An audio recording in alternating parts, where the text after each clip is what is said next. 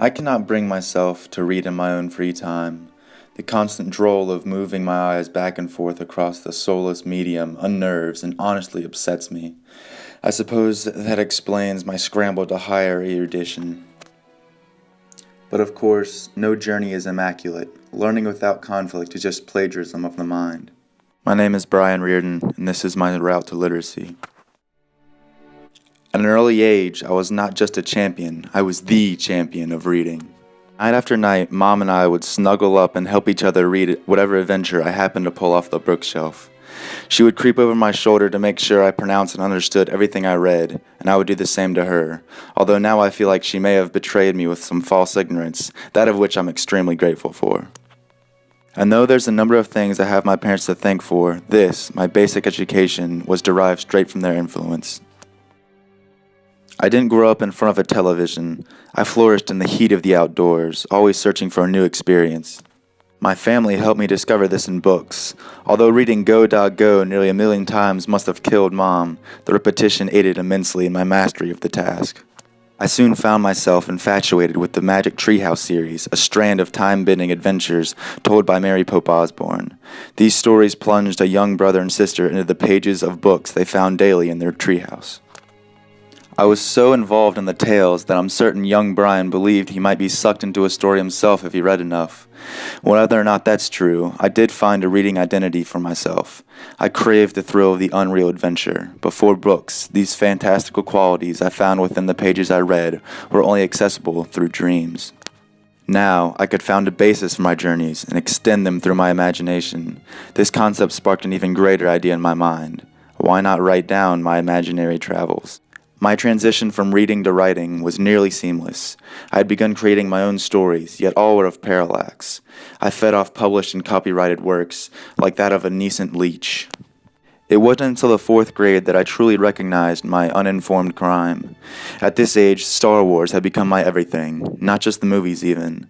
My collection of Star Wars fiction lines my bottom bookshelf to this day. I found myself developing plots within George Lucas's fantastical universe, and at that point I had constructed a heavily layered platform for what would occur after the original Star Wars trilogy. As much as my friends and I loved it, our teacher was not too happy with the result. Fortunately, he was perceptive of our premature success, and further explained the dangers of plagiarism in the real world. I was somewhat distraught, as prideful 4th grade Bryan believed he had a much stronger insight than the minds at LucasArts Studios. However, I feel I definitely grew as a writer from the experience.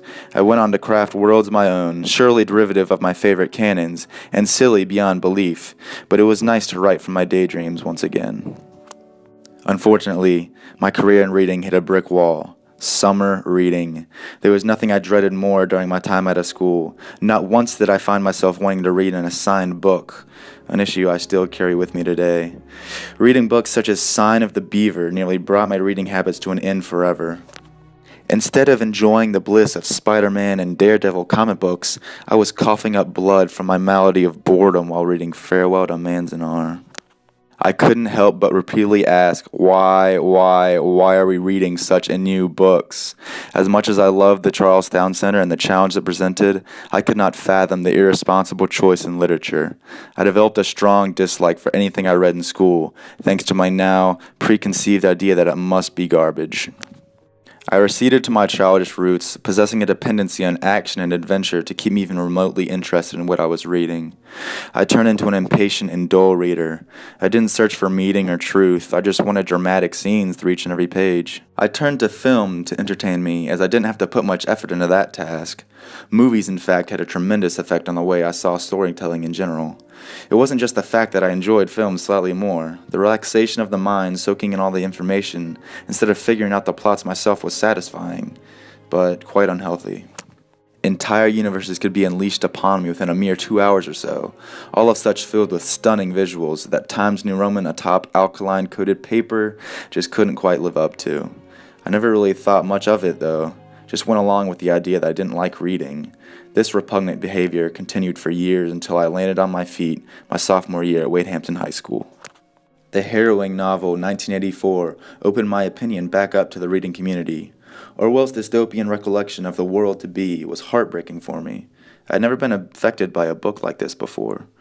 I was in awe at the greatness I'd been missing out on. 1984 set me on a path to more theoretical and existential writings as well.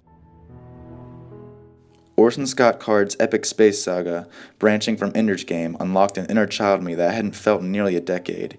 Yet, all the while, I was experiencing growth with these characters as we all matured into more powerful figures. Although behind the curve, with this series, I discovered influential character development and felt relationships with characters for the first time and possibly ever in a story. I had seemingly always believed that I was just a poor reader and generally disinterested because the action of reading itself was boring. In Speaker for the Dead, though, Orson Scott Card objected back at me.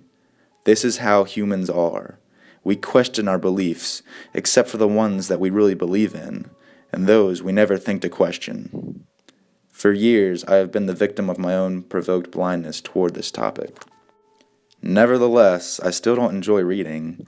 My conflict for self-imposed reading hasn't diluted. However, I now covet the experience of the story. No matter the media or style, the only asset that matters is what I can consider from it. This is not just the reader I've identified as, but the analyst I've matured into. I feel now it's not just the reading or the writing, it's the message delivered, consumed, and found upon by the interpreter. Literacy isn't just a session taught to progress a child through grade school, it's the opportunity to excel in the comprehension of the verbal world. And though I dread the dragging pace I find myself portraying this text, I'm proud of what I've overcome and accomplished in my route to literacy.